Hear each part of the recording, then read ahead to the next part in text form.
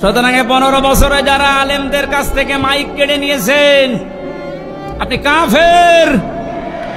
আপনার জন্য জানাজার দরকার নেই, কবরে দেওয়ার দরকার নেই। আপনি এমনিতেও জাহান্নামে যাবেন, অমনিতেও জাহান্নামে যাবেন। আপনাকে পুড়িয়ে ফেলা দরকার। কথাটা একটু কড়া হয়ে গেল নাকি? কিচ্ছু কড়া হয়নি। 15 বছর বহু জ্বালাতন করেছেন। বাংলাদেশের 64 জেলার প্রায় 36টার উপরে জেলায় আমাকে কোরআনের কথা বলতে দেয়নি। তার ভেতরে আওয়ামী লীগের জুলুম নাই। পালায়ন করে কে কোথায় গেল? এর উপর দোকানে আগুন লাগলো কেন? বাড়ি ঘরে আগুন জ্বলে কেন?